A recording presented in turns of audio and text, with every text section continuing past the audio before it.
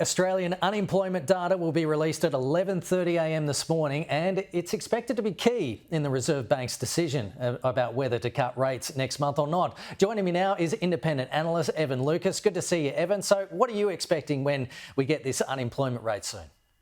Yeah, good morning, Kenny. Happy New Year to you. First time I've seen you for the year. So looking at what's going on today, why this is part one of two parts. The other one is on the 29th of January, where we get the final quarter of last year's CPI data, so inflation data, is that employment has not only remained strong, it's actually well and truly ahead of where it was expected to be. So in December, it fell back below 4% to 3.9%, and the employment change was 53.6 thousand people in November. So today we will get the December read. Expectation is for 15,000 more jobs created, unemployment rate to hold at that 3.4%.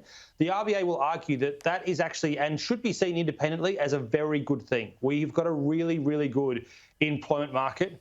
But it also shows that if we've got our own jobs, we don't feel the same pressure of whether or not we're unemployed or are struggling to get the amount of hours working. There are certainly a lot of people out there that believe they need more and more have side hustle.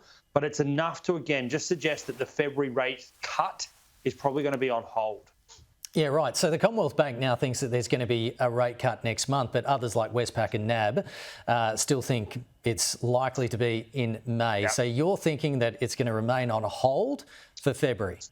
Yeah, so look, let's look at Gareth Ed and Combank, a really great colleague. He's been there and probably been one of the most dovish people out there around rate cuts pretty much for 15 months. So I'm not surprised he still holds the idea that February is on.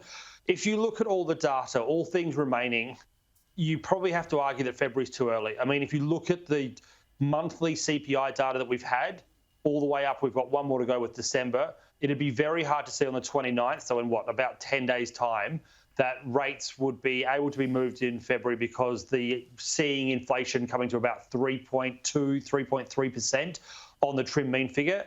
That's why probably more likely May, because then we'll get the first quarter of this calendar year of CPI data, which will come out in mid-April, which is why May is the more likely number. It just gives us a bit more data and a bit more understanding about why the RBA is still holding. So that's why we believe that it will probably be May rather than February, because there's just not enough data to confirm that inflation's stable yet. And there's been a surprise slowdown in US inflation. What's going on there?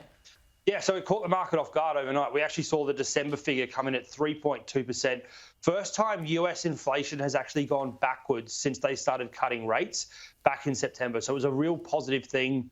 It showed that inflation's getting back towards 2%, and in an area that we here in Australia need to look at as well. Shelter, so rents and new build cost increases, actually fell in the December quarter over in the US. That's a good thing for us here as well. It makes up a third of their overall CPI number, and that there is why markets last night liked it and why there is now a belief that the Fed could cut rates. So 3.2% still seems high for the US, but it was supposed to be 3.4. So a real positive step forward for their numbers and a good lead for us as well. Okay, Evan Lucas, appreciate it. Thank you.